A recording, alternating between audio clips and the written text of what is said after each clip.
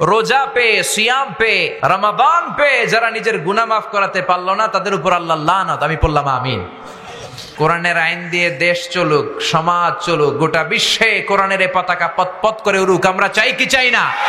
নাসর মানে সাহায্য, নাসর মানে বিজয়। সাহায্য আর বিজয় দান করে একজন, তিনি কে? বদরের যুদ্ধে আমরা জয়লাভ করলাম, সেদিন আমাদেরকে সাহায্য করেছিল কে?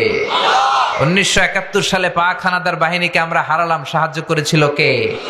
কিন্তু আল্লাহ যে সাহায্য করছে এটা আমাদের মুখ দিয়ে বেরই হতে চায় না। এক সাগরে রক্তের বিনিময়ে বাংলার স্বাধীনতা আনলে যারা, আমরা তোমাদের ভুলবো না, আমরা তোমাদের ভুলবো না। মুক্তিযোদ্ধাদের জন্য আমাদের দোয়া আছে নাই? আমরা কোনদিন তাদেরকে ভুলবো না। বিশ্বনবীকে আল্লাহ তাআলা বিজয় চাওয়ার জন্য, ক্ষমতা চাওয়ার জন্য দোয়া করতে বলেছে। আল্লাহ নিজে শিখিয়ে দিয়েছে, ও নবী আপনি দোয়া করেন আমি যেন আপনার ক্ষমতার চেয়ারে বসাই। আমি আজহারি মদ আর সুদের বিরুদ্ধে ওয়াজ করতে করতে আমিও মরে যাব, কিন্তু সুদ মরবে না। কারণ আইন প্রতিষ্ঠা করে যেটাকে সমাজে চালু করা হয় ওইটা ওয়াজে মরে না, ওইটা আরেকটা আইন দিয়ে দমন করতে হয়। চিল্লায় বলেন ঠিক কিনা? বিশ্বনবী মসজিদে নববীর মিম্বারের প্রথম স্টেপে উঠলেন, বললেন আমিন। দ্বিতীয় স্টেপে উঠলেন, বললেন আমিন। তৃতীয় স্টেপে উঠলেন, বললেন আমিন। সাহাবারা বললেন ইয়া রাসূলুল্লাহ, 3 বার আমিন বললেন, কেন বললেন? আমরা তো কিছু বুঝলাম না। বিশ্বনবী বললেন প্রথম স্টেপে যখন পা রেখেছি, সাইয়েদনা জিব্রাইল বলেছে রোজা পে, সিয়াম পে, রমাদান পে যারা নিজের গুনাহ মাফ করাতে পারলো না তাদের উপর আল্লাহ লানত। আমি বললাম আমিন। দ্বিতীয় স্টেপে আমি যখন পা রেখেছি, জিব্রাইল এসে বলেছে, আমি বিশ্বনবী মুহাম্মদ রাসূলুল্লাহ সাল্লাল্লাহু আলাইহি ওয়াসাল্লামের নাম শোনার পরেও যে সাল্লাল্লাহু আলাইহি ওয়াসাল্লাম পড়লো না তার উপর আল্লাহ লানত। আমি বললাম আমিন। তৃতীয় স্টেপে যখন আমি বিশ্বনবী পা রেখেছি, জিব্রাইল এসে বলল, ও নবী মাতা পিতা একজনকে কিংবা দুজনকে বৃদ্ধা অবস্থায় পেয়েও যারা তাদের খেদমত করে তাদের দোয়া নিয়ে জান্নাতি হতে পারলো না তাদের উপর আল্লাহ লানত। আমি বিশ্বনবী পড়েছি আমিন। এজন্য মাতা পিতার খেদমতের দরকার আছে না নাই? আর মাজারে মশারি দেয়া যাবে না। চিল্লা এখন ঠিক কিনা? মাজারের সাথে ইসলামের কোনো সম্পর্ক। আপনি কবর জিয়ারত করতে যাবেন, কিন্তু যিনি শুয়ে আছে তার কাছে কিছু চাওয়া যাবে না। চাইতে হবে একজনের কাছে, তিনি কে? কেউ যেটা পারে না পারে কে? কেউ যেটা দেয় না দেয় কে? আপনার মনের জ্বালা, যন্ত্রণা, দুঃখ, দুর্দশা দূর করে দিতে পারে একজন, তিনি কে? আল্লাহ আমাদেরকে সহি সমঝ দান করুক। এই কোরআনের তেলাওয়াত শুনলে, এই কোরআনের তাফসীর শুনলে অন্তরটারে ঠান্ডা করে দেয় কে? হৃদয়টাকে বিগলিত করে দেয় কে? পৃথিবী বিখ্যাত কারি আব্দুল বাসিত ইবনে আব্দুস সামাদ, ওনার একটা তেলাওয়াত শুনে ইন্ডিয়ার প্রধানমন্ত্রী ইন্দিরা গান্ধী উনি কাঁদতে কাঁদতে বেহুশ হওয়ার উপক্রম হয়েছিল। ইন্দিরা গান্ধী কি মুসলমান না হিন্দু? তো হিন্দু কোরআন শুনে চোখের পানি ছাড়ে, সুবহানাল্লাহ পড়বেন না? আব্দুল বাসিত ইবনে আব্দুস সামাদ মিশরীয় কারি। জামাল আব্দুল নাসের মিশরের প্রেসিডেন্ট আব্দুল বাসিত ইবনে আব্দুস সামাদকে নিয়ে সোভিয়েত ইউনিয়নে গেল, যেটা বর্তমানে আমরা চিনি রাশিয়া নামে। কি নামে? তো রাশিয়াতে যাওয়ার পরে সবাই হচ্ছে কমিউনিস্ট। তো উনি জামাল আব্দুল নাসের মিশরের প্রেসিডেন্ট, তার সব মন্ত্রীদেরকে চিনাই দিচ্ছে, এটা ফিনান্স মিনিস্টার, এটা হচ্ছে এডুকেশন মিনিস্টার, এটা হোম মিনিস্টার। তো সবাইকে পরিচয় করে দেওয়ার পরে সবাই সুটেড বুটেড টাই পরা, কিন্তু আব্দুল বাসিত পড়তেন জুব্বা। কি পড়তো? এখন সবাই বলে এটা আপনাদের কোন মন্ত্রী? এটা কি ধর্মমন্ত্রী? সবাই টাই পরা, স্যুট পরা, প্যান্ট পরা, শার্ট পরা, আর এই জুব্বা পড়া লোকটা কে? তো মিশরের প্রেসিডেন্ট জামাল আব্দুল নাসের বললেন, এটা আমার কোনো মন্ত্রী নয়, এটা আমার দেশে কোরআনের আবৃত্তিকারী, কোরআনকে যিনি তেলাওয়াত করে ওই আবৃত্তিকারক। সুবহানাল্লাহ। এখন কমিউনিস্ট নেতারা শুনে তো অবাক, কিরে কিসের আবার কোরআন, আবার কেমন করে আবৃত্তি হয়? আমাদের কাছে তো এমন কিছু নাই। জামাল আব্দুল নাসের বলে, আমাদের যদি কোনো বড় পার্টি হয়, প্রোগ্রাম হয়, ওই প্রোগ্রাম শুরু হয় এই কোরআনের আবৃত্তি দিয়ে, তেলাওয়াত দিয়ে। সুবহানাল্লাহ। তো ওই দিন রাতে ছিল বেলি ড্যান্সের পার্টি। কমিউনিস্ট নেতারা ডিনার করবে, রাতের খাবার খাবে, আর বেলি ড্যান্স হবে। কি হবে? বেলি ড্যান্স মানে কোমর দুলানোর নৃত্য, আর সাথে মদ আছে না নাই? জোরে বলেন। মদ খাবে আর বেলি ড্যান্স হবে। তো রাশিয়ার প্রেসিডেন্ট বলল, আজকের রাতের বেলি ড্যান্সটা আমরা অফ রাখি। আপনি যেই আপনাদের ধর্মীয় গ্রন্থের আবৃত্তিকারককে নিয়ে এসেছেন তার আবৃত্তি আমরা শুনবো আর মদ খাবো, মদ খাবে আর কোরআন শুনবে। তো জামাল আব্দুল নাসির বললেন, যা হোক, তারপরেও কোরআনের কথাটা শোনাই না, দেখি কি হয়। সুবহানাল্লাহ পড়বেন না? তো জামাল আব্দুল নাসির অনেক বলে কয়ে কারি আব্দুল বাসিত ইবনে আব্দুস সামাদকে রাজি করালো যে আজকে রাতে তো যে নাইট পার্টি হবে, ওখানে বেলি ড্যান্স হবে আর উইস্কি খাবে, রেড ওয়াইন খাবে, অ্যালকোহল খাবে, মদ খাবে। তো বেলি ড্যান্সটা বন্ধ করতে পারছি, মদ খাওয়ানোটা বন্ধ করতে পারিনি। আপনি তেলাওয়াত করবেন, ওরা শুনবে আর মদ খাবে। আব্দুল বাসিত বলে, আমি রাজি, খালি মাইকটা আমার হাতে দিয়েন। তো শত শত লোক বসেছে, কমিউনিস্ট লিডাররা, রাশিয়ার প্রেসিডেন্ট কারি আব্দুল বাসিত ইবনে আব্দুস সামাদ মাইকের সামনে যে আল্লাহরে বলে, আল্লাহ আমার গলায় যত সুর দিয়েছো, যত দরদ দিয়েছো, যত মেলোডি দিয়েছো, ভয়েস দিয়েছো আর সুরের ঝংকার দিয়েছো, সব উজাড় করে আমি তেলাওয়াত করব, তুমি এই কমিউনিস্ট লিডারদের অন্তরটা গলিয়ে দিও। উনি চোখ বন্ধ করে তেলাওয়াত করতে শুরু করলেন। উনি আউযু বিল্লাহি মিনাশ শাইতানির রাজীম বলে যখন টান দিলেন, সবাই মদের বোতল টেবিলে রেখে দিয়ে আব্দুল বাসিতের তেলাওয়াতের দিকে মনোযোগী হয়ে গেল। কেউ আর মদ খায় না, পাগলের মতো তাকিয়ে আছে। উনি দীর্ঘ লম্বা সময় তেলাওয়াত করলেন। ওনার তেলাওয়াত যারা শুনেছেন, ওনার রেসাইটেশনের স্টাইল হচ্ছে লম্বা দম নেয়, তারপর তাল লয় নিয়ে আবার টান দেয়, আবার দীর্ঘ সময় থামে, আবার পড়ে। লম্বা সময় উনি তেলাওয়াত করলেন। ওনার তেলাওয়াত শুনতে শুনতে কমিউনিস্ট লিডাররা নিজেদেরকে আর ধরে রাখতে পারলো না। মদ তো খাই না, এখন কাঁদতে শুরু করছে। দাঁড় দাঁড় করে ওদের চোখ দিয়ে পানি পড়তে শুরু করেছে। এই দৃশ্য দেখে জামাল আব্দুল নাসির, রাশিয়ার প্রেসিডেন্ট, এরা তো অবাক। কারি আব্দুল বাসিত ইবনে আব্দুস সামাদ, মিশরের সবচেয়ে বড় কারি, তেলাওয়াতের পরে চোখ খুললেন। চোখ খুলে দেখে পুরো হল রুম তার কন্ট্রোলে। কোন সুবহানাল্লাহ। সবাই শুধু কাঁদে। মিশরের প্রেসিডেন্ট জামাল আব্দুল নাসির কমিউনিস্ট লিডারদেরকে বললেন, ও যে তেলাওয়াত করছে আপনারা কিছু বুঝছেন? কয় না, কিছু বুঝি নাই। তো কাঁদলেন কেন? তারা বলতে শুরু করলো, আমাদের অন্তরে অনেক জ্বালা, আমাদের অন্তরে অনেক যন্ত্রণা, দুঃখ, কষ্ট, এগুলোকে ভুলে থাকার জন্য আমরা রাতে মদ খাই আর বেলি ড্যান্স দেখি। কিন্তু আজকে তোমার এই আবৃত্তিকারকের তেলাওয়াত শুনে আমাদের হৃদয়ে যত জ্বালা ছিল সব দূর হয়ে গিয়েছে। আমাদের হৃদয়টা, কলিজাটা ঠান্ডা হয়ে গিয়েছে। আমরা অর্থ বুঝি না, এর মানে বুঝি না, কিন্তু মনের অজান্তেই চোখ দিয়ে পানি নামতে শুরু করেছে। ওই আল্লাহর কোরআন আজও আছে না নাই? ওই কোরআনকে আমরা ক্ষমতায় বসাতে চাই কি চাই না? কোরআনের আইন দিয়ে দেশ চলুক, সমাজ চলুক, গোটা বিশ্বে কোরআনের পতাকা পতপত করে উড়ুক, আমরা চাই কি চাই না?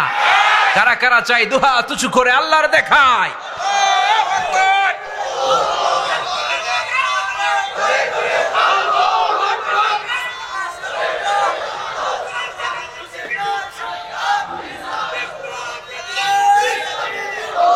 আল্লাহ আমাদের স্লোগানকে তুমি কবুল করো। কোরআনের জন্য ভালোবাসাকে তুমি আমাদের নাজাতের ওসিলা বানাও। যে কোরআনের কারণে কমিউনিস্টরা কাঁদে, ওই কোরআন আজও আসরা নাই। এই কোরআন হচ্ছে আপনার জীবনের সব সমস্যার সমাধান করে দিবে। কোরআন কখনো জট পাকায় না, জট খুলে। কোরআন হচ্ছে it's a problem solving methodology. এটা আপনার প্রবলেম, সমস্যাকে সমাধান করে দিবে। It's not a problem creating methodology. Quran কখনো সমস্যা তৈরি করে না, কোরআন কখনো ঝামেলা পাকায় না, কোরআন কখনো জট লাগায় না, জট খুলে সব সমস্যার সমাধান দিতে পারে। সমাধান চাও যদি জীবনে মরণে, ফিরে যাও খুঁজে নাও, চোখ রাখো কোরআনে। পড়েন সবাই, সমাধান ফিরে যাও খুঁজে নাও, চোখ রাখো কোরআনে। If you want the solution this দুনিয়া এন্ড আখিরা, go back, have a look to the holy কোরআনে। ঠিক কি না? এজন্য কোরআন সমাধানের বার্তা নিয়ে, পায়গাম নিয়ে বসে আছে। সেই পায়গাম আমাদেরকে গ্রহণ করতে হবে, কোরআনকে বুঝতে হবে, পড়তে হবে, ধরতে হবে, কোরআনের জন্য মরতে হবে। চিল্লায় এখন ঠিক কি না? আমরা আল কোরআন আল কারীমের সূরাতু আন-নাসর থেকে কিছু কথা শুনবো। অনেক রাত, খুব লম্বা চূড়া আলোচনার সুযোগ নাই, খুব অল্প করে কিছু কথা, জরুরি কথা আপনাদের খেদমতে শেয়ার করে আমরা একসাথে বিদায় নিব। চিল্লায় পড়েন ইনশাআল্লাহ। তার আগে এই মাঠটাকে কাঁপিয়ে আমার সাথে সাথে 3টা তাকবীর পড়তে হবে। রাজি আছেন তো? রাজি আছেন সবাই? পড়েন পড়েন, লিল্লাহি তাকবীর, লিল্লাহি তাকবীর, লিল্লাহি তাকবীর। সূরাতু আন-নাসর মুখস্থ আছে না নাই? কার কার মুখস্থ নাই দেখি? সবার আছে, সুবহানাল্লাহ কইবেন না? কোরআনের এই শেষের দিকের সূরাগুলো 30তম পারার ছোট্ট ছোট্ট সূরাগুলো আমাদের সবার মুখস্থ। আর এগুলো মুখস্থ হয় মনের অজান্তে। কে কবে মুখস্থ করছি বলতে পারবো না। আব্বার হাত ধরে, দাদার হাত ধরে, নানার হাত ধরে মসজিদে যেতে যেতে, মাহফিলে যেতে যেতে, হুজুরের মুখ থেকে শুনতে শুনতে কবে যে মুখস্থ হয়েছে আমরা নিজেরাও জানি না। সূরা ফাতিহা কার কবে মুখস্থ হয়েছে কইতে পারবেন? জোরে বলেন। সূরা নসরও এরকম, সূরা ইখলাসও এরকম, সূরাতু আল কাউসার এটাও এরকম। এই ছোট্ট সূরাগুলো কবে যে আমরা মুখস্থ করে ফেলছি। মসজিদে ঢুকলেই আল্লাহ কিছু সূরা আমাদেরকে গিফট দেয়, ঠিক কিনা? মসজিদে ঢুকলেই কিছু সূরা গিফট পাওয়া যায়, যেমন এই সূরাতু কাউসার, সূরাতু নাসর, সূরাতু ইখলাস। এই সূরাগুলো মসজিদে ঢুকলেই আল্লাহ আমাদের অন্তরের ভিতরে ঢুকায় দেয়। চিল্লায় বলেন ঠিক কিনা? এই সূরাতু আন-নাসর এটা মাদানী সূরা, মাত্র 3টা আয়াত আছে এই সূরার ভিতরে। কয়টা? আর জোরে বলেন কয়টা? নাসর মানে সাহায্য, নাসর মানে বিজয়। সাহায্য আর বিজয় দান করে একজন, তিনি কে? বদরের যুদ্ধে আমরা জয়লাভ করলাম আমাদের নিজেদের শক্তিতে, আমাদের নিজেদের সৈন্যবাহিনী দিয়ে, আমাদের ক্ষমতায়। সেদিন আমাদেরকে সাহায্য করেছিল কে? উহুদের যুদ্ধে আমাদেরকে সাহায্য করেছিল কে? হুনাইনের প্রান্তরে আমাদেরকে সাহায্য করেছিল কে? 1971 সালে পাক হানাদার বাহিনীকে আমরা হারালাম, সাহায্য করেছিল কে? কিন্তু আল্লাহ যে সাহায্য করছে এটা আমাদের মুখ দিয়ে বেরই হতে চায় না। 21শে ফেব্রুয়ারি, 16ই ডিসেম্বর, 26শে মার্চ খালি আমরা বলি আমরা তোমাদের ভুলবো না, ঠিক কিনা? এক সাগরে রক্তের বিনিময়ে বাংলার স্বাধীনতা আনলে যারা, আমরা তোমাদের ভুলবো না, আমরা তোমাদের ভুলবো না। দুঃসহ বেদনার কণ্টক পথবে, শোষণের নাগ পাশ ছিঁড়লে যারা, আমরা তোমাদের ভুলবো না, আমরা তোমাদের ভুলবো না, ঠিক কিনা?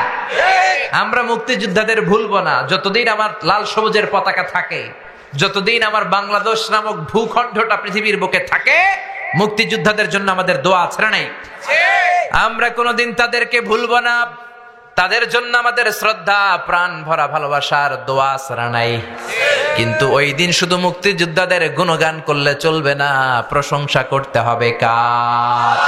এক সাগরে রক্তের বিনিময়ে বাংলার স্বাধীনতা দিলেন যিনি, আল্লাহ তোমাকে ভুলবো না, আল্লাহ তোমাকে ভুলবো না, ঠিক কিনা? যে আল্লাহ আমাদেরকে বিজয় দিলেন, যে আল্লাহ আমাদের হাতে স্বাধীনতা দিলেন, 9 মাস রক্তক্ষয়ী যুদ্ধের পরে যে আল্লাহ আমাদেরকে লাল সবুজের পতাকা দিলেন, ওই আল্লাহরে আমরা ভুলবো না, ঠিক কিনা? এজন্য 16ই ডিসেম্বর, 26শে মার্চে, 21শে ফেব্রুয়ারিতে মুক্তিযোদ্ধাদের জন্য যেমনি দোয়া করব, ভাষা শহীদদের জন্য যেমনি দোয়া করব, আর সাথে সাথে প্রশংসা আর শুকরিয়া জ্ঞাপন করব কার? চিল্লায় বলেন কার? কিন্তু মাইক পেলে আমরা বলি যুদ্ধ করে আমরা বিজয় ছিনিয়ে এনেছি, আমরা বীরের জাতি, আমরা সাহসী জাতি। কিন্তু আল্লাহ যে আমাদের হাতে বিজয় তুলে দিলেন, ওই শুকরিয়া আমাদের মধ্যে নাই, ঠিক কিনা? আমরা মাইক পেলে সব ভুলে যাই, আল্লাহরে ভুলে যাই। টিভির ক্যামেরার সামনে দাঁড়ালে, সাংবাদিকদের সামনে দাঁড়ালে আমরা বলি এই দুর্যোগে কিচ্ছু হবে না, আমরা দুর্যোগ মোকাবেলা করব। ভূমিকম্পে বাংলাদেশের কিচ্ছু হবে না, অনেক খাদ্য মজুদ আছে, দুর্যোগ মন্ত্রী বলে ফেলে, ঠিক কিনা? তারপর শোক দিবসের ঘোষণা দেয়, শোক দিবসের ঘোষণা দিয়ে কোনো লাভ নাই, তওবা দিবস ঘোষণা দিতে হবে, চিল্লা এখন, ঠিক কিনা? 16 কোটি মানুষ আমাদের পাপের কারণেই দুর্যোগ। যাহারাল ফাসাদু ফিল বাররি ওয়াল বাহর বিমা কাসাবাত আইদিন নাস। জলে স্থলে অগ্নিকাণ্ড, ঝড় তুফান, ভূমিকম্প যাই হয় সব আমাদের হাতের কামাই।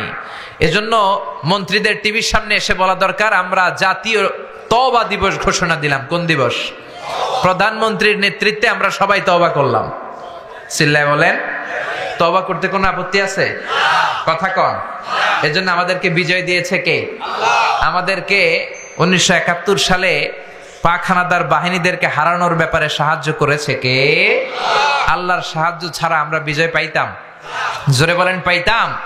এজন্য রব্বুল আলামিন বলেন ইযা জাআ নাসরুল্লাহি ওয়াল ফাত ওয়া রাআইতান নাসা ইয়াদখুলুনা ফি দীনিল্লাহি আফওয়াজা ফাসাব্বিহ বিহামদি রাব্বিকা ওয়াস্তাগফিরহু ইন্নাহু কানা তাওয়াবা।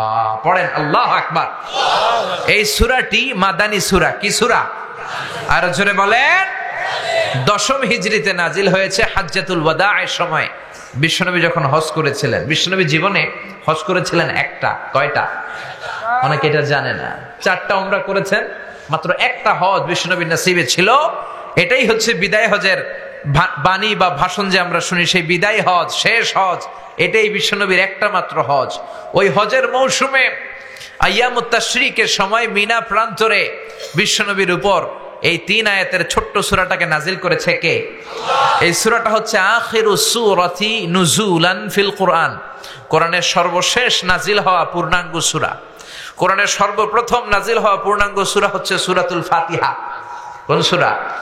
আর কোরআনের সর্বশেষ নাজিল হওয়া পূর্ণাঙ্গ সূরা হচ্ছে সূরাতুন নাসর। চিল্লায় পড়েন আল্লাহু আকবার। এই সূরার নাম সূরাতুন নাসর ছাড়াও আরো একটা নাম আছে, সেটা হচ্ছে সূরাতু আত-তাওদী', মানে বিদায়ের সূরা। বিশ্বনবী যে পৃথিবী থেকে অল্প কিছুদিনের মধ্যেই চলে যাবেন, বিদায় নেবেন, তার আগাম বার্তা এই সূরার ভেতরে আছে না নাই? বিশ্বনবী এই সূরা নাজিল হওয়ার পর পৃথিবীতে মাত্র 80 দিন বেঁচে ছিলেন। কয় দিন? কোন বর্ণনা এসেছে বিশ্বনবী এই সূরা নাজিলের পর মাত্র 90 দিন, 3 মাস বেঁচে ছিলেন।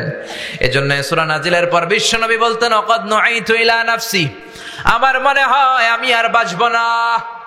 এই সূরার অর্থ থেকে মনে হয় এই পৃথিবীতে আমি আর বেশি দিন নাই, কারণ আল্লাহ বলেছেন ও নবী, যখন সাহায্য আসবে আর বিজয় আসবে, আর আপনি দেখবেন লোকজন ঢলে ঢলে দলে দলে কালিমা পড়ে মুসলমান হয়ে যায়। পৃথিবীর সবাই যদি কালিমা পড়ে মুসলমান হয়ে যায়, তার মানে বিশ্বনবীর দাওয়াতি মিশন কমপ্লিট। ঠিক কি না?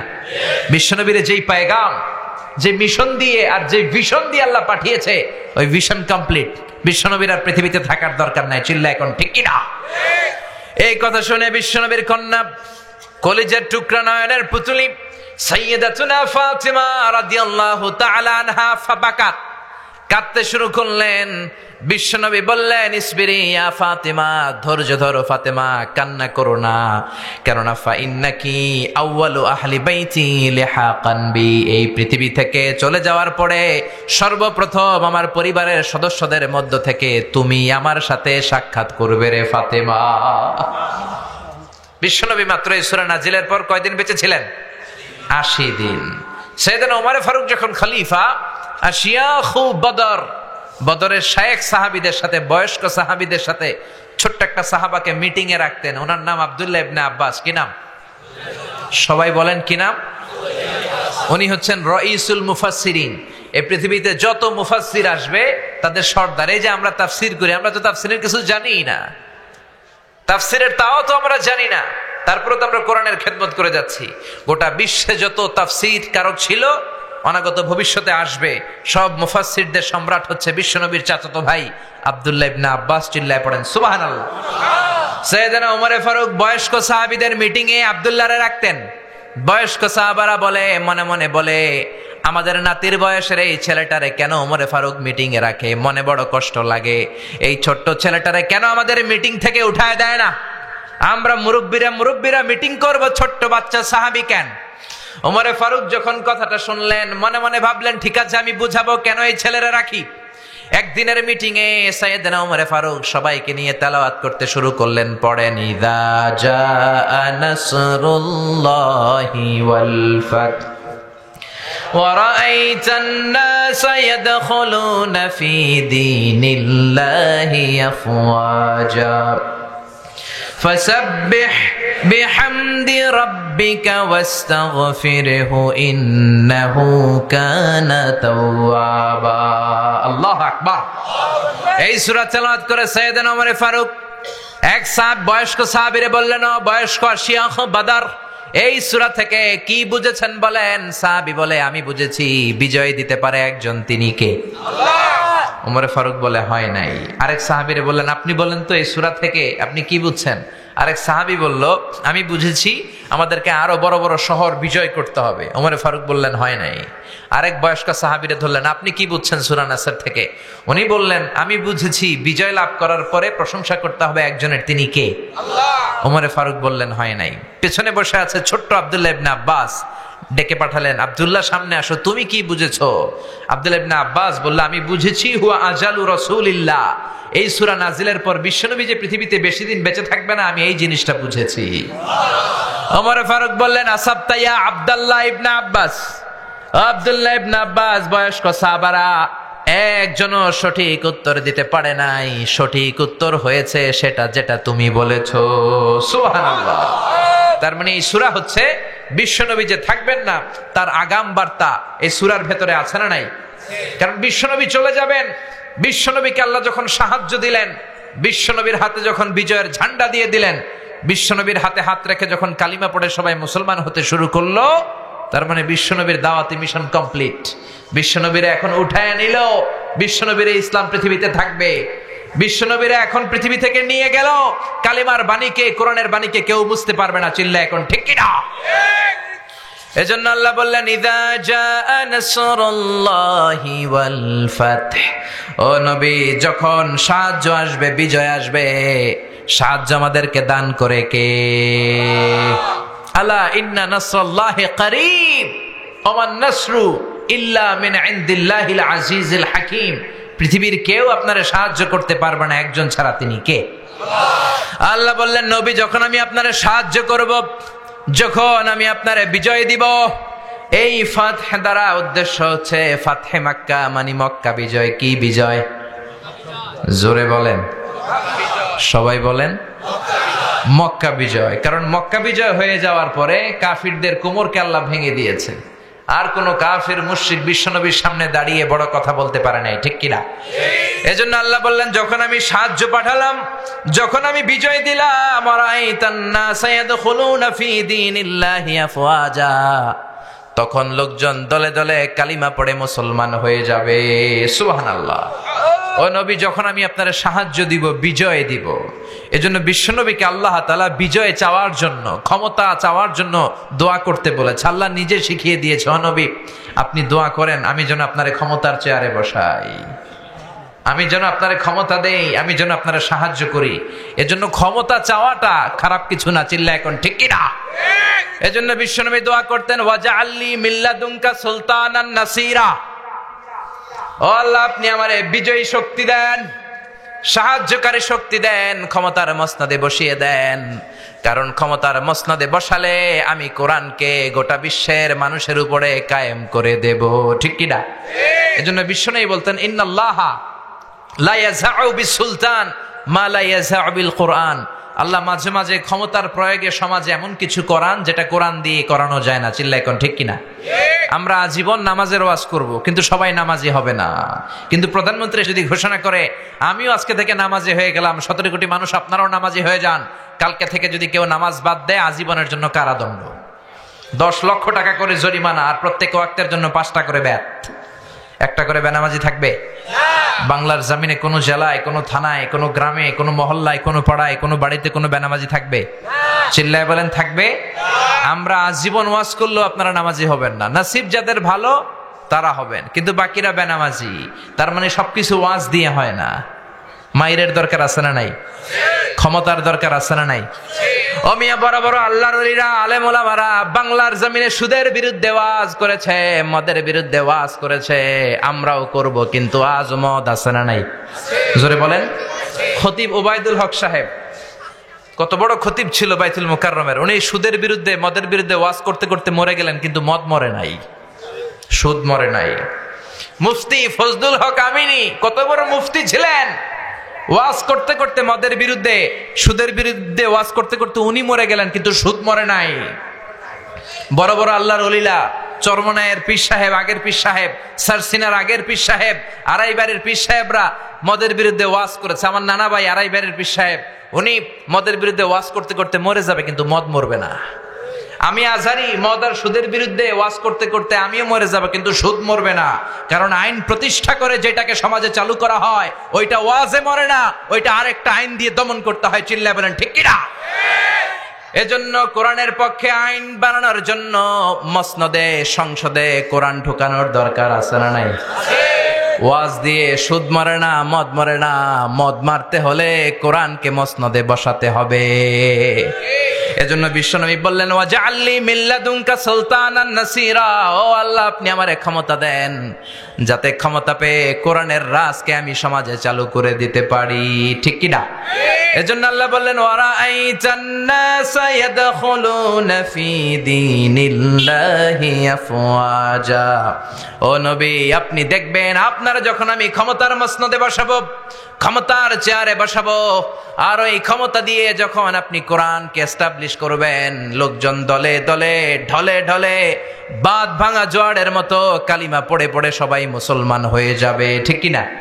কোরআনের এই অগ্রযাত্রা, ইসলামের এই অগ্রযাত্রা পৃথিবীর কেউ ঠেকাতে পারবে? কোন জেল জরিমানা রক্ত চক্ষুর ভয় দেখিয়ে কোরআনের আওয়াজকে থামানো যায়? কোরআনের আওয়াজকে থামানো যাবে? কোরআনের ব্যাপারটা একেবারেই ভিন্ন। এটারে থামাইতে গেলে এটা লাফায়া ওঠে, এটারে বন্ধ করতে চাইলে এটা হুঙ্কার দিয়ে গর্জে ওঠে। চিল্লা এখন ঠিক কিনা?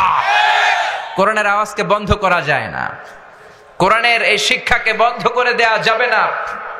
এক জায়গায় আপনি কোরআনকে বন্ধ করতে চাইবেন, কোরআনকে স্তব্ধ করতে চাইবেন, অন্যান্য জায়গায় কোরআন গর্জে উঠবে। চিল্লা এখন ঠিক কিনা? এজন্য ঢলে ঢলে বানের পানির মতো লোকজন কালিমা পড়ে মুসলমান হতে শুরু করেছে। এই নিউজগুলো আমরা অনেকে জানি না। ইউরোপে আমেরিকাতে প্রতিদিন স্ট্রিট দাওয়া হয়, কলেজ দাওয়া হয়, রাস্তায় রাস্তায় দাঈরা কালিমার দাওয়াত দিয়ে খ্রিস্টানদেরকে, হিন্দুদেরকে, ইহুদিদেরকে কালিমা পড়ায় মুসলমান বানায় ফেলছে। হাজার হাজার লোক ইসলামের সুশীতল ছায়াতলের নিচে চলে আসছে, কিন্তু এগুলো সিএনএন-এ কভার হয় না, কেবল নিউজ নেটওয়ার্কে এগুলো পাবেন না, বিবিসিতে, ব্রিটিশ ব্রডকাস্টিং কর্পোরেশনে এগুলো আসে না। কারণ এগুলো আসলে গোটা বিশ্বে একটা তোলপাড় তৈরি হয়ে যাবে। এগুলো আসে না, এই নিউজগুলো আমরা শুনতে পাই না। বানের পানির মতো, বাঁধ ভাঙা জোয়ারের মতো লোকজন ইউরোপে আমেরিকাতে কালিমা পড়ে মুসলমান হচ্ছে। খ্রিস্টানদের এখন সবচেয়ে বড় চিন্তা, who is this Muhammad, what is this Quran, what is this Islam? কি এই ইসলাম, কে এই মোহাম্মদ, কি এই কোরআন? বিশ্বনবীর নাম লিখে তারা অনলাইনে সার্চ করে। দে search by writing Muhammad, then they find a big biography of the last messenger. They read, they become convinced, they cry, and some of them they accept Islam. তারা বিশ্বনবী সম্পর্কে জানার জন্য বিশ্বনবীর নাম লেখা অনলাইনে সার্চ দেয়, অনলাইনে বিশ্বনবীর জীবনী পায়, পড়ে তারা অবাক হয়। অনেকে চোখের পানি ছাড়ে, যাদের নসিব ভালো কালিমা পড়ে মুসলমান হয়ে যায়। খোদ আমেরিকাতে এখন মুসলমানের সংখ্যা 30 লাখেরও বেশি। হাজার হাজার মসজিদ হচ্ছে আমেরিকায়। ইউরোপিয়ান সোসাইটিতে মুসলমানদের অবদান দিনকে দিন বাড়ছে। একটা জরিপে, একটা স্ট্যাটিস্টিক্সে এসেছে, একটা সার্ভেতে এসেছে, after the twin tower attack the number of Muslim community already have been doubled in United states of America. Twin tower অ্যাটাকের পর, 9/11-এর পর আমেরিকাতে আগে যা মুসলমান ছিল, এই 9/11-এর পরে, টুইন টাওয়ার অ্যাটাকের পরে এখন মুসলমান তার দ্বিগুণ হয়ে গেছে। এজন্য যত সভ্যতা, যত শক্তি, যত সুপার পাওয়ার আছে সবগুলোকে অবদমন করে সর্বশেষ যেই পাওয়ারটার উত্থান ঘটবে সেটার নাম ইসলাম। সেটার নাম কি? বিশ্বাস হয়? একটু সন্দেহ লাগে? একটু সন্দেহ লাগে না? স্যার স্যামুয়েল হ্যান্টিংটন একটা বই লিখেছে, দি ক্ল্যাশেস অফ সিভিলাইজেশন, সভ্যতার সংঘাত। তিনি বলেছেন পৃথিবীতে এত এত সভ্যতা, সবগুলো সভ্যতার পরে সর্বশেষ যেই সভ্যতাটার বিজয় হবে, সুপার পাওয়ার হিসেবে যেই সভ্যতাটা দাঁড়িয়ে থাকবে সেটার নাম ইসলামের সভ্যতা। সুবহানাল্লাহ। এজন্য ইমানের নূর দিয়ে, কালিমার নূর দিয়ে আল্লাহ যারে ধন্য করতে চায়, পৃথিবীর কোন শক্তি তাকে সেই নূর থেকে মাহরুম করতে পারে। আমেরিকাতে প্রথমে মুসলমান হলো বক্সার মোহাম্মদ আলী।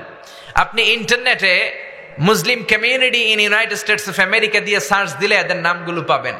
কি পরিমাণে সেলিব্রিটিরা আমেরিকাতে মুসলমান হয়েছে।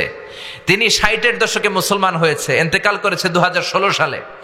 এরপরে মুসলমান হয়েছে নীল আর্মস্ট্রং, যিনি প্রথম চাঁদে গিয়েছিলেন, এডউইন অলড্রিন, আর মাইকেল কলিন্সকে নিয়ে চাঁদে নেমে দেখে চাঁদের এই মাথা থেকে ওই মাথাটা ফাটা। পৃথিবীতে এসে বিশ্বনবীর জীবনী পড়ে জানতে পেরেছে বিশ্বনবী আঙ্গুলের ইশারায় চাঁদকে দুই ভাগ করেছেন। এই ঘটনা জেনে সে কালিমা পড়ে মুসলমান হয়েছে। তার মুসলমান হওয়ার পরে আমেরিকাতে মুসলমান হওয়ার হিড়িক লেগেছে। দলে দলে সেলিব্রিটিরা কালিমা পড়তে লাগলো। মুসলমান হলো ফ্রান্সের বিখ্যাত সার্জন ডক্টর মরিস বুকায়েলি। ফ্রান্স তার বাড়ি, তার মানে ইউরোপে, পুরো ইউরোপ কেঁপে গেল। তিনি তার নাম রেখেছেন কনভার্টেড মুসলিম হিসেবে সুলাইমান। এরপরে এরকম শত শত সেলিব্রিটি, পাকিস্তানের ক্রিকেটার ইউসুফ ইওয়ানা কালিমা পড়ে মুসলমান। টনি ব্লেয়ারের আপন শালী লরেন বুথ একজন মিডিয়া কর্মী কালিমা পড়ে মুসলমান। নেলসন ম্যান্ডেলার আপন নাতি দক্ষিণ আফ্রিকার প্রেসিডেন্টের নাতি কালিমা পড়ে মুসলমান। পপ স্টার আমেরিকার মাইকেল জ্যাকসন কালিমা পড়ে মুসলমান। ইন্ডিয়ার তামিল নায়িকা মানুকি রেহা মারতিরাজ কালিমা পড়ে মুসলমান। সুবহানাল্লাহ কইবেন না? নাম রেখেছে রাহিমা। এরকম হাজার হাজার লোক কালিমা পড়ে মুসলমান হয়ে যাচ্ছে। এজন্য ইসলামের বিরুদ্ধে ষড়যন্ত্র করে জেল জরিমানার ভয় দেখে ইসলামের অগ্রযাত্রাকে ঠেকিয়ে রাখা যাবে না। চিল্লা এখন ঠিক কিনা?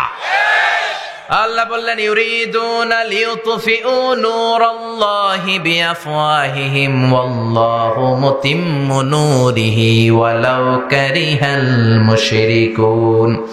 ইসলাম বিরোধীরা, কোরআন বিরোধীরা, তারা চায় তাদের মুখের ফুৎকারে কোরআনের বাতি, ইসলামের বাতিকে নিভিয়ে দিবে। আল্লাহ বললেন, ও গোলাম শোনো, ইসলামের বাতিকে নিভিয়ে দেয়া এত সহজ নয়। আমি কিয়ামত পর্যন্ত রব্বুল আলামিন নিজেই ইসলামের বাতিকে জ্বালিয়ে রাখবো। গত 10 বছরে আপনি সার্ভে করলে দেখবেন বাংলাদেশে তাফসির মাহফিলের সংখ্যা বেড়েছে না কমেছে? দাড়িওয়ালার সংখ্যা বেড়েছে না কমেছে? কোরআনের প্রতি প্রেম, আগ্রহ আর ভালোবাসা বেড়েছে না কমেছে? মুফাসসিরদের উপর আগ্রাসনের কারণে তাফসির মাহফিল বন্ধ হয়েছে? এক মুফাসসির কারাগারে, লক্ষ মুফাসসির ঘরে ঘরে। চিল্লা এখন ঠিক কিনা? এক মুফাসসিরকে নিষিদ্ধ করলে আরো 10 মুফাসসির আল্লাহ জমিনে পয়দা করে দিয়েছে। এক জায়গায় কথা বলার সুযোগ বন্ধ হয়েছে, আরো 10টা রাস্তা উন্মুক্ত হয়েছে। এজন্য ইসলামের অগ্রযাত্রা, কোরআনের অগ্রযাত্রাকে বন্ধ করা এত সোজা না। ইসলামের হেফাজতের দায়িত্ব স্বয়ং নিয়েছে কে? আল্লাহ। এজন্য রাব্বুল আলামিন বলেন, ওয়ারাআইতান নাসা ইয়াদখুলুনা ফি দীনিল্লাহি আফওয়াজা। ও নবী, আপনি দেখবেন দলে দলে, ঢলে ঢলে, বাঁধ ভাঙা জোয়ারের মতো লোকজন কালিমা পড়ে মুসলমান হয়ে যায়। সুবহানাল্লাহ পড়েন। অবাক করা কাণ্ড যে ইউরোপে, আমেরিকাতে, গোটা মুসলিম বিশ্বে এত অধপতনের পরেও তারা কেন কালিমা পড়ে মুসলমান হয়? আমরা হচ্ছি সুপার পোর, সবচেয়ে দরিদ্র, সবচেয়ে নির্যাতিত, নিষ্পেষিত একটা জাতি। আমাদের কোনো সেন্ট্রাল লিডারশিপ নাই। মিয়ানমারে আমগরে মাইরা ভর্তা বানাইতেছে, ধমক দিবে এরকম ধমক দেওয়ার মতো নেতাটাও নাই। ঠিক কিনা? তারপরে ইসলামের অগ্রযাত্রা অব্যাহত আছে না নাই?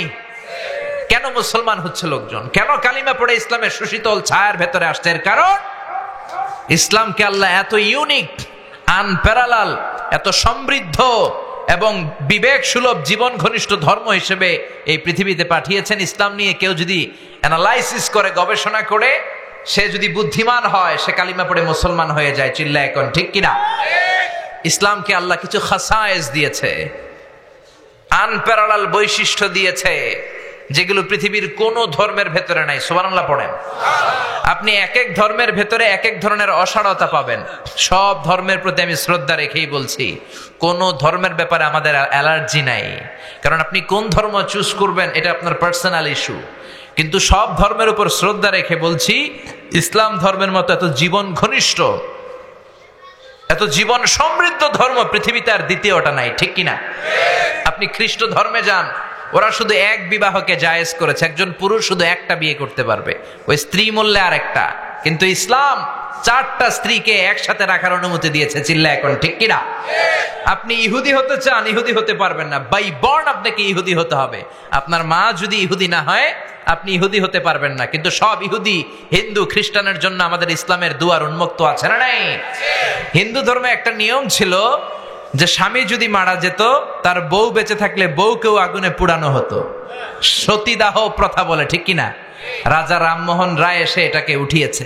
আবার হিন্দু ধর্মে একটা সিস্টেম আছে, আপনাকে আসল হিন্দু হইতে হইলে একবার গোমূত্র পান করতে হবে, গরুর পেশাব।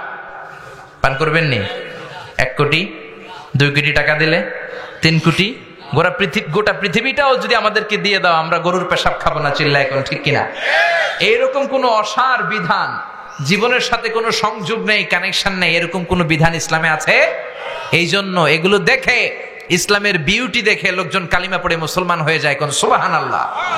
লন্ডনে আমার কিছু ফ্রেন্ড, তারা ক্লিনলিনেস অ্যাওয়ারনেস ক্যাম্পেইন করেছে, সব জায়গার ময়লা পরিষ্কার করত।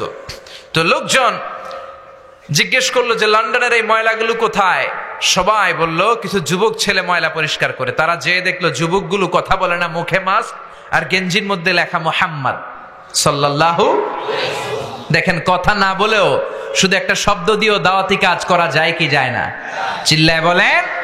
এই বিশ্বনবীর নাম দেখে দেখে, কোরআনের নাম শুনে শুনে তাদের দ্বারা ইনফ্লুয়েন্সড হয়ে হয়ে লন্ডন শহরেরও অনেক যুবক কালিমা পড়ে মুসলমান হয়েছে। কোন সুবহানাল্লাহ। এজন্য রাব্বুল আলামিন বলেন, ইসলামকে আমি এমন ভাবে নীতি সমৃদ্ধ করেছি, আহকাম সমৃদ্ধ করেছি, ইসলাম ছাড়া পৃথিবীর অন্য কোন ধর্মে এত সৌন্দর্য নাই। সুবহানাল্লাহ। ইসলামের প্রথম সৌন্দর্য হচ্ছে এটা রাব্বানি, আল্লাহ প্রদত্ত ধর্ম। এটা মানব মস্তিষ্ক প্রসূত কোনো ধর্ম নয়, এটা মানুষের বিবেক দিয়ে বানানো ধর্ম নয়। এই ধর্মকে সরাসরি আসমান থেকে নাজিল করেছে কে? আল্লাহ। খ্রিস্টানরাও কিন্তু আল্লাহরে মানে, কিন্তু তারা শিরক করে ফেলে। এজন্য যারা বিদেশে যাওয়ার জন্য ডলার কিনেছিলেন, দেখবেন ডলারের পেছনে লেখা ইন গড উই ট্রাস্ট, আমরা গডে বিশ্বাসী। খ্রিস্টানরা কিন্তু নাস্তিক না। নাস্তিকরা পৃথিবীতে সবচেয়ে কপাল পোড়া, কারণ ওদের কান্নাকাটি করার কোনো জায়গা নাই, ঠিক কিনা? নাস্তিকের চেয়ে হিন্দু ভালো, কারণ তারা মূর্তির সামনে যে কান্নাকাটি করার সুযোগ আছে না নাই? নাস্তিকের চেয়ে ইহুদি ভালো, কারণ তারা সিনাগগে যে পূজা করে। নাস্তিকের চেয়ে খ্রিস্টান ভালো, কারণ তারা জেসাস খ্রাইস্টের কাছে যে চায়। আমরা মসজিদে যে কার কাছে চাই? কিন্তু নাস্তিকরা কার কাছে চায়? জোরে বলেন, জোরে বলেন। ওদের চাওয়ার কোনো জায়গা আছে? এজন্য নাস্তিক হওয়া যাবে। ইউনাইটেড স্টেটস অফ আমেরিকার জনগণরা কিন্তু নাস্তিক নয়, ওরা খ্রিস্টান। প্রোটেস্ট্যান্ট, অর্থোডক্স আর রোমান ক্যাথলিক, এই 3টা মাযহাব ওদের। আমাদের মাযহাব কয়টা? হানাফি, শাফিঈ, মালিকি, হাম্বলি। আর ওদের হচ্ছে রোমান ক্যাথলিক, প্রোটেস্ট্যান্ট, আর একটা হচ্ছে অর্থোডক্স। ওরাও আল্লাহরে বিশ্বাস করে, কিন্তু শিরক করে ফেলে। ট্রিনিটি, ওই যে শিরক করা যাবে না। ওরা ট্রিনিটিতে বিশ্বাসে, আরবিতে বলে তাসলিস, তৃত্ববাদ। ওরা বলে আল্লাহর ছেলে হচ্ছে ঈসা আর তার ওয়াইফ হচ্ছে মারিয়াম। এই কথা বলেই সব গুলায় ফেলছে। চিল্লায় বলেন ঠিক কিনা? আল্লাহ বলে ইসলামের প্রথম সৌন্দর্য এটা রাব্বানি ধর্ম। পৃথিবীর কোন মানুষের মন মস্তিষ্ক প্রসূত কোনো কথা দিয়ে কোরআন চলে না, ইসলাম চলে না। ইসলাম চলে একজনের কথায়, তিনি কে? আল্লাহ। এই জন্য কবরে গেলে প্রথম প্রশ্ন, মার রব্বুক, তোমার রব আছে কিনা ওইটা জিজ্ঞেস করা হবে। আপনি যদি বলেন আমি জানি না আমার রব কে, মায়ের আছে না নাই? মাটিতে না পিঠে? আপনাকে সাহস নিয়ে ফেরেশতাদের সামনে জবাব দিতে হবে, আল্লাহ আমার রব। জোরে, আল্লাহ আমার রব, এই রবি আমার সব, দমে দমে তনু মনে তারি অনুভব। আল্লাহ আমার রব, এই রবি আমার সব। চিল্লায় পড়েন আল্লাহু আকবার। এখন অনেকে প্রশ্ন করতে পারে, হুজুর খ্রিস্ট ধর্ম এটাও তো আল্লাহ পাঠিয়েছে, কথা ঠিক। ইহুদি ধর্ম এটাও তো আল্লাহ পাঠিয়েছে, এই কথাও ঠিক। কিন্তু উত্তর হচ্ছে, খ্রিস্ট ধর্মের যে স্ক্রিপচার, রিলিজিয়াস বুক, এটাকে তারা অক্ষুণ্ণ রাখতে পারে নাই। দে ডিস্টর্টেড দেয়ার রিলিজিয়াস স্ক্রিপচার। তারা তাদের ইনজিলকে পরিবর্তন করেছে। আল্লাহ তাআলা সাইয়েদনা ঈসা আলাইহিস সালামের উপর যে ইনজিল পাঠিয়েছিল পৃথিবীতে, এখন কি ওই ইনজিল অবশিষ্ট আছে? জোরে বলেন। কিচ্ছু অবশিষ্ট নেই। আমি নিজে ইনজিল পড়েছি, আমি ধর্মতত্ত্বের ছাত্র। আল আজহার ইউনিভার্সিটিতে ম্যাথিউ, লুক, গসপেল, বাইবেলের শ্লোকগুলো আমাদেরকে পড়তে হয়েছে। আল্লাহ তাওরাত কিতাব পাঠিয়েছিলেন তুর পাহাড়ের উপর সাইয়েদনা মুসার কাছে। ওই তুর পাহাড়েও আমি 2 বার উঠেছি। ইহুদিবাদও আল্লাহ পাঠিয়েছে, খ্রিস্টবাদও আল্লাহ পাঠিয়েছে, কিন্তু তাদের কিতাব তাওরাত আর ইনজিল তারা আল্লাহর পাঠানো কিতাবের মতো রাখে নাই। যার যেমন মন চায় ওই রকম কথা ঢুকিয়েছে। চিল্লা এখন ঠিক কিনা?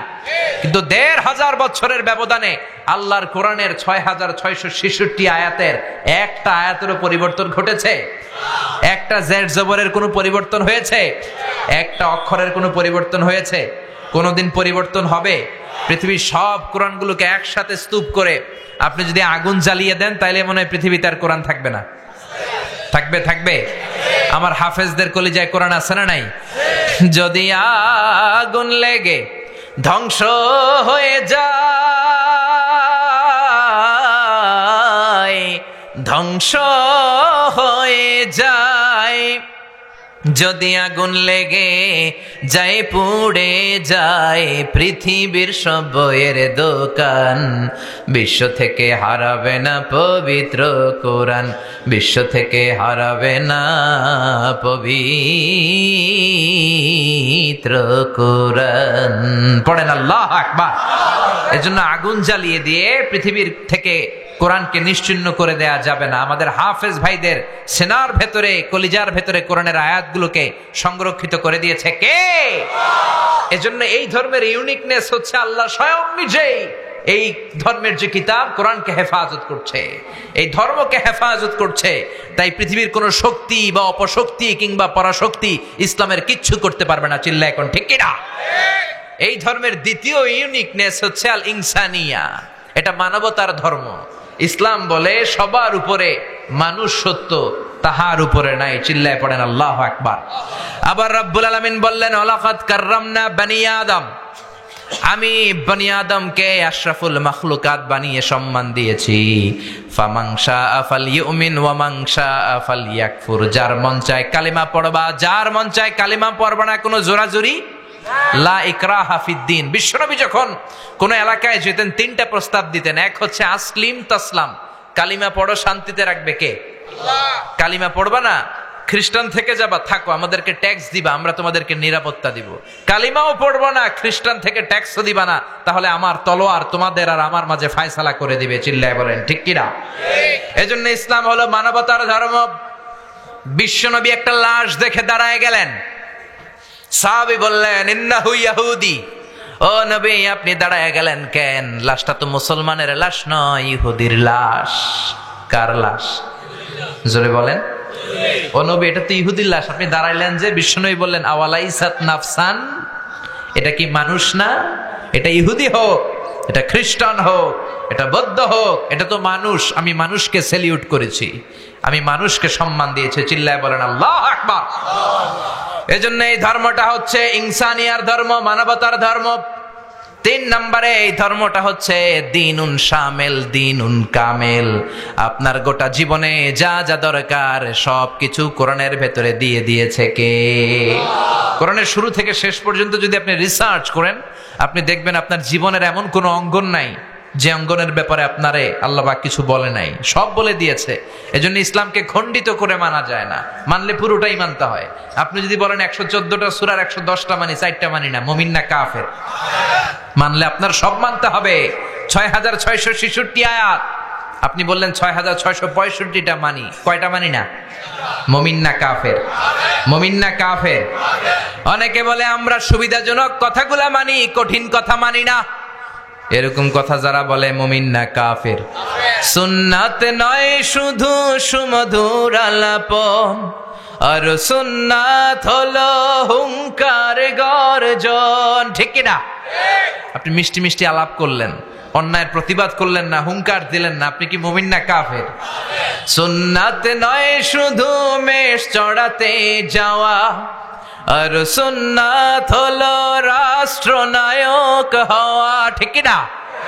মা মিন নাবিয়্যিন ইল্লা রাআল গানাম, পৃথিবীতে এমন কোন নবী নাই যে নবী ছাগল চড়ায় নাই। এজন্য সুন্নত আদায়ের জন্য আপনি ছাগল চড়ান, কিন্তু কোরআনকে যে সংসদে বসাইতে হবে ওই সবচেয়ে বড় সুন্নাতটা আপনি মানেন না, আপনি মুমিন না কাফের?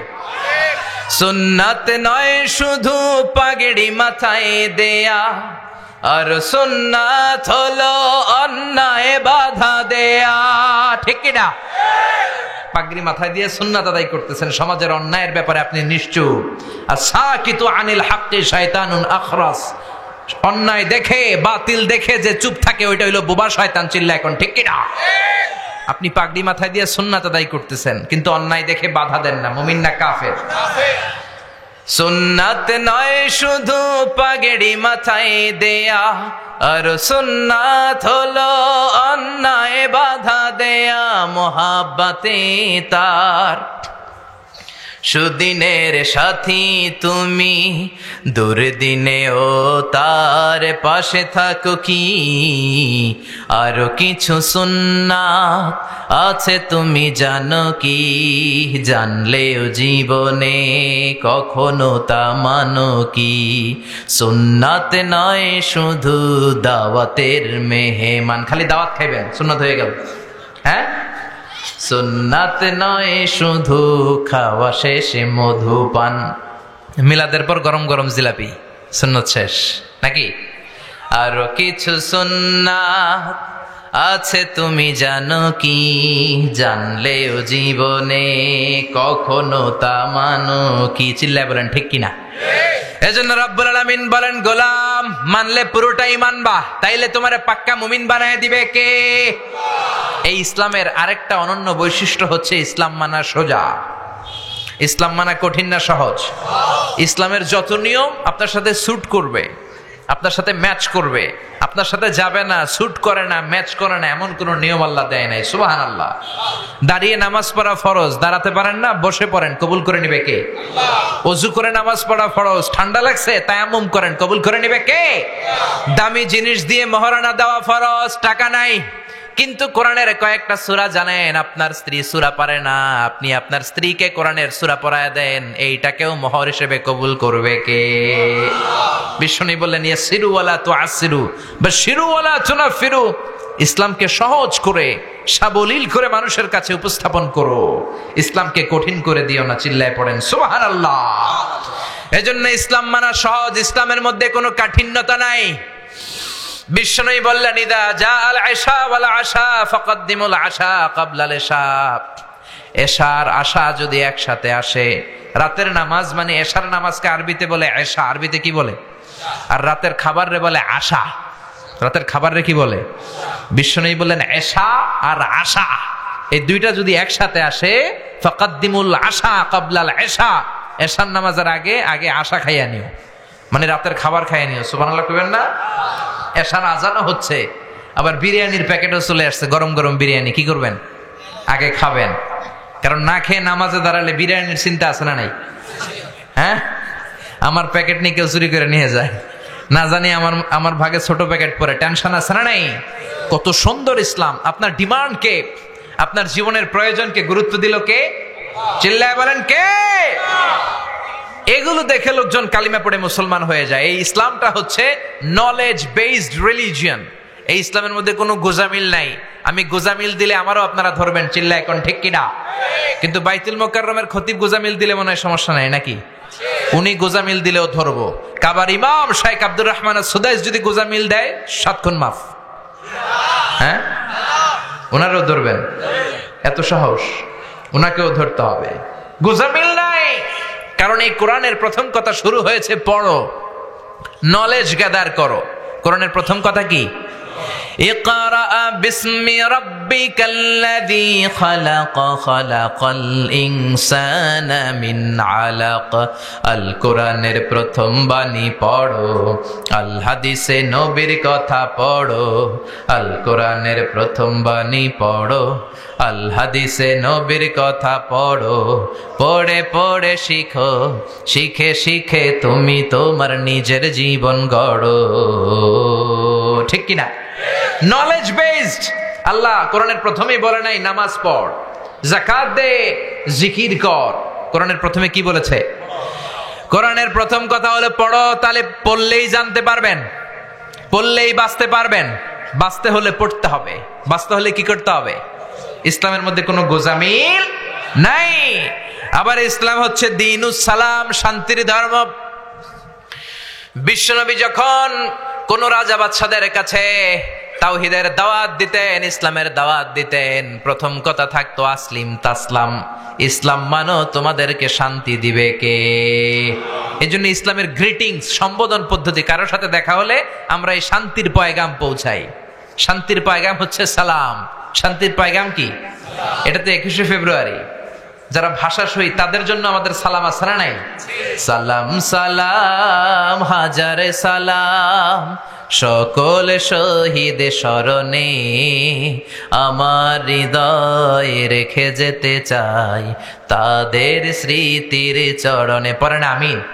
আল্লাহ যার্রা পরিমাণ ইমান নিয়ে যে মুক্তিযোদ্ধা ভাইয়েরা ভাষা শহীদরা কবরে চলে গেল, তাদের কবরটাকে তুমি জান্নাতের বাগান বানিয়ে দিও। আর জোরে পড়েন আমিন। এজন্য আল্লাহ বললেন ওয়ারাআইতান নাসা ইয়াদখুলুনা ফি দীনিল্লাহি আফওয়াজা। ও নবী, আপনি দেখবেন দলে দলে লোকজন কালিমা পড়ে মুসলমান হয়ে যায়। কেউ ইসলামের এই অগ্রযাত্রাকে ঠেকা রাখতে পারবে নাকি বুশ পারবে?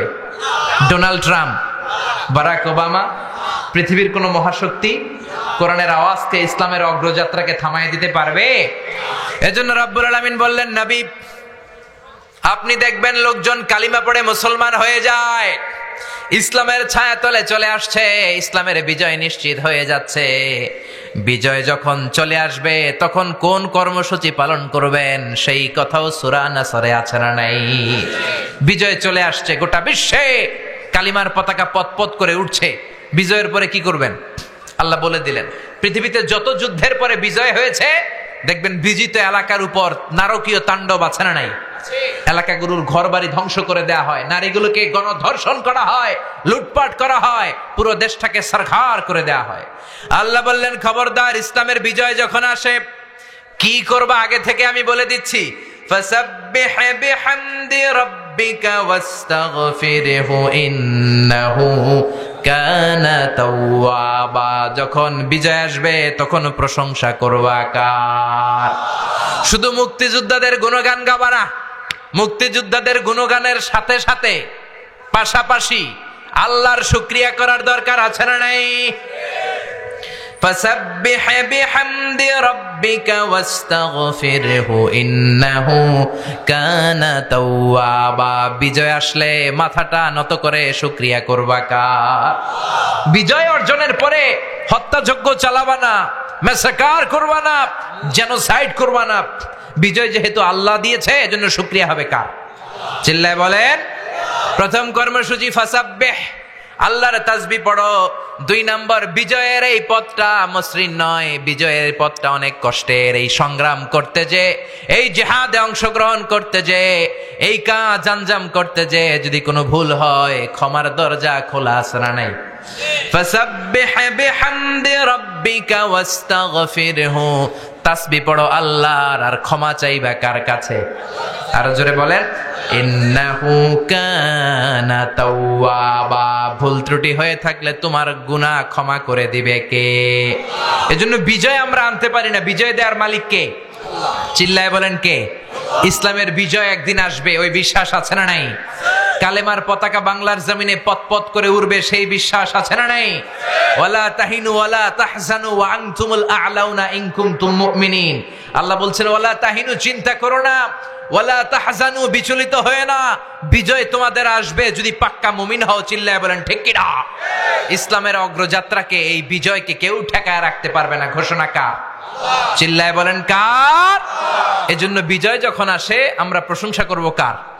আর ক্ষমা চাইবো কার কাছে?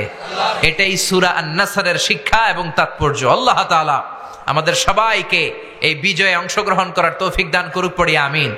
বেশি বেশি আল্লাহর তাসবিহ শুকরিয়া জ্ঞাপন করার তৌফিক দান করুক, আমরা পড়ি আমিন।